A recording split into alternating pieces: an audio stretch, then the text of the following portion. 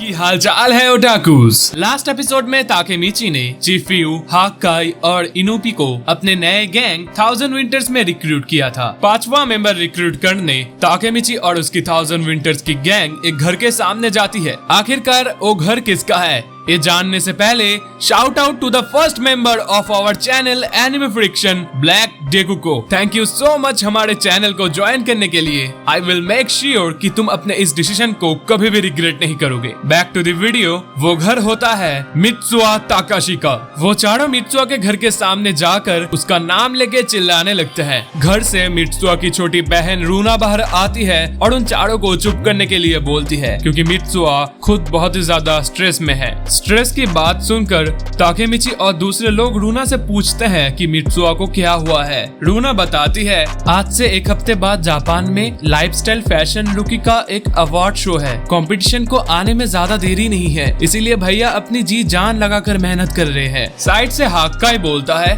ताका-चैन तो बोला करते थे कि उन्हें अवार्ड जैसी चीजें पसंद नहीं है, फिर अब ऐसा क्यों कर रहे हैं वो। रूना बोलती है, हाँ भैया तो पहले ऐसा ही बोलते थे, लेकिन जब से ड्रैगन कुन के साथ वो हादसा हुआ है भैया तभी से पूरा बदल गए हैं। उन्होंने अपने आप को एक कमरे में अकेला बंद कर दिया है और वो एक के बाद एक ड्रेसेस बनाते ही जा रहे हैं, यहाँ तक कि उन्होंने खाना पीना तक छोड़ दिया है। ताकेमिची बोलता है, क्या मैं मित्सुआ को थोड़ा सा देख सकता हूँ। रूना ताकेमिची को अंदर मित्सुआ के पास ले जाती है और हम देखते हैं कि मित्सुआ पूरा बदल चुका होता है। हम लोगों को समझ आता है कि मित्सुआ ड्रैगन की डेथ की वजह से पूरा डिप्रेस्ड हो चुका था। मित्सुआ ताकेमिची को देखता है और दोनों बात करने बाहर एक पार्क में आते हैं। सिर्फ ताकेमिची उससे बात कर रहा था और बाकी लोग छुपकर देख रहे थे। मित्सुआ को देखकर हाक्काई घबराते हुए बोलता है, ताका-चैन बहुत ही ज्यादा पतले हो चुके हैं, लगता है उन्होंने खाना पीना सचमुच में छोड़ ही दिया है। चिफ्यू भी बोलता है, ड्रैगन की डेथ ने सच में उसके मानसिक स्थिति को बहुत ही ज्यादा चोट पहुंचाई है। अब हम देखते हैं मित्सुआ और ताकेमिची को।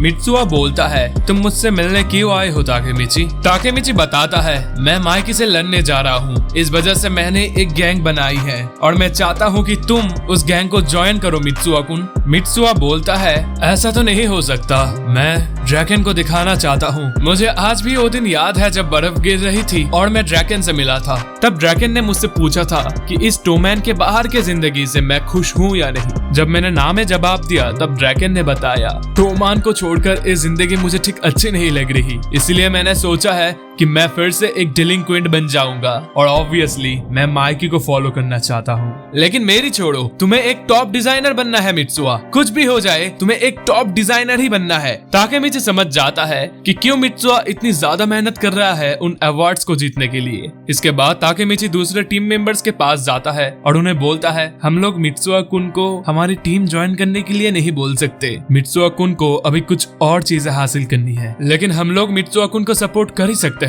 सीन चेंज होता है और हम एक हफ्ते बाद देखते हैं कि फाइनली जापान फैशन लाइफस्टाइल रुकी अवार्ड शो शुरू हो चुका है। हम देखते हैं ताकेमिची, चिफ्यू और हाक्काई को, जो कि बहुत ही ज्यादा एक्साइटेड होते हैं इस शो के लिए। इसके बाद हम देखते हैं कि बैक स्टेज में मित्सुआ की असिस्टेंट उसे हेल्प कर रही होती है और एट द एंड मित्सुआ अपने ड्रेस को कंप्लीट कर लेता है और अपने सारे हेल्पर्स और असिस्टेंट को थैंक यू भी बोलता है। फाइनली स्टेज पे मित्सुआ की क्रिएशन की एंट्री होती है, जिसका थीम होता है ट्विन ड्रैगन्स। सारे के सारे जजेस पूरा पागल हो जाते हैं इस ड्रेस को देख के। ताकेमिची भी रोते हुए ड्रैगन को याद करता है और बोलता है, ड्रैगन कुन तुम्हें देख रहे हो ना। इसके बाद इस शो का विनर यानी कि जिसको रूकी अवार्ड मिलेगा उसका नाम अनाउंस होने वाला होता है। जजेस अनाउंस करते हुए बोलते हैं, और इस साल का विनर है एंट्री नंबर 15 ताकाशी मित्सुआ। इसके बाद हम देखते हैं कि मित्सुआ को स्टेज पे आने के लिए रिक्वेस्ट किया जाता है। ताकेमिची भी सोच लेता है कि मित्सुआ को इस डेलिंक्वेंट वर्ल्ड में वापस नहीं आना चाहिए, उसके पास एक बहुत अच्छा टैलेंट है फैशन डिजाइनर बनने का, सो उसे उस टैलेंट को ही फॉलो करना चाहिए,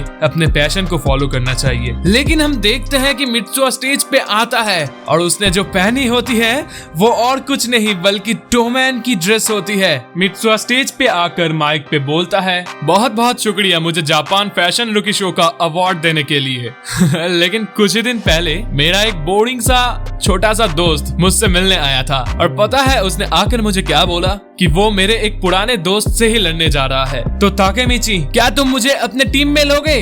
मैं इस अवार्ड को एक्सेप्ट नहीं करता और जिन लोगों ने मेरी मदद करी मैं उन लोगों से माफी मांगना चाहूंगा। इसके बाद सारे के सारे जजेस गुस्सा हो जाते हैं मित्सुआ के ऊपर और वो लोग बोलते हैं, क्या तुम्हें पता है कि इस अवार्ड की वैल्यू क्या है? मित्सुआ बोलता है, इस अवार्ड की वैल्यू जो भी हो, अगर इस अवार्ड के लिए मुझे अपने उन दोस्तों को छोड़ना पड़ेगा जो मेरे इस अवार्ड को जीतने पर मेरे लिए खुश हुए, मेरे लिए स्माइल किए, अगर मैं उन्हीं को छोड़ देता हूँ तो इस अवार्ड की वैल्यू ना के बराबर है। सीन चेंज होता है और हम लोग ताकेमिची और हाक्काई को एक रूम में बैठे हुए देखते हैं। दोनों ही इस चीज को लेकर बहुत ही ज्यादा टेंशन में होते हैं कि वो लोग कैसे चिफ्यू को बताएंगे कि उसको फायर कर दिया गया है एडवाइजर और डिजाइनर की पोजीशन से। तभी हम देखते हैं कि चिफ्यू वहाँ पर आ जाता है और उन दोनों को पूछता है कि तुम दोनों किस बारे में बात कर रहे हो। उन दोनों के कुछ न बोलने पर चिफ्यू खुद बोलता है, ताकेमिची, हाक्काई, मैंने मित्सुआ कुन को स्टेज में देखने के बाद कुछ सोचा है। इसके बाद हम देखते हैं कि वो सारे मित्सुआ के पास जाते हैं। चिफ्यू मित्सुआ को बोलता है, मित्सुआ कुन, क्या तुम इस गैंग में मेरी जगह लेकर नेविगेटर बनना चाहोगे? एक्चुअली मैं एडवाइजर के पोस्ट के लिए ठीक नहीं हूँ, ये पोस्ट तुम्हें ज्यादा सूट करता है।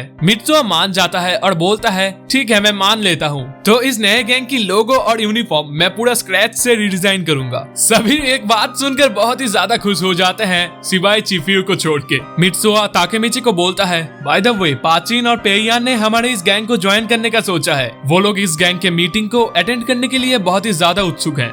इसके बाद हम देखते हैं इनुई ताकेमिची को बोलता है, मेरे पास भी कावाटा ब्रदर्स का एक मैसेज है। उन लोगों ने कहा है कि हमने उन्हें क्यों पहले नहीं बताया था इस टीम के बारे में। वो लोग इस गैंग को ज्वाइन कर रहे हैं। तो फिर ताकेमिची के इस नए गैंग में टोटल 9 मेंबर्स हो चुके हैं। इसके बाद हम देखते हैं कि मित्सुआ ताकेमिची को बोलता है, क्या तुम किसी और को भी इस गैंग में ज्वाइन करवाना चाहते हो? सीन चेंज होता है और हम लोग आकाशी को देखते हैं, जिसके पास जाकर ताकेमिची बोलता है, मैं सेंजू से मिलना चाहता हूँ। मैंने उसे बहुत बार कॉल किया था लेकिन उसने रिसीव नहीं किया। आकाशी बोलता है, एक्चुअली इस पूरे समय तक सेंजू बहुत ही ज्यादा दुखी है। इसके बाद आकाशी ताकेमिची को सेंजू के पास ले जाता है। सेंजू ताकेमिची को देखकर बोलती है, सब खत्म हो चुका है ताकेमिची। उस लड़ाई से मैंने ये सीख लिया है कि मैं माइकी को किया साउथ को भी नहीं हरा सकती। मैं हार गई, जिसकी वजह से मैंने ब्राह्मण को भी डिसबैंड कर दिया। कावाड़ा की सेंजू अब रिटायर हो चुकी है। ताकेमिची बोलता है, सब खत्म नहीं हुआ है सेंजू। इसी के साथ एपिसोड खत्म हो जाता है।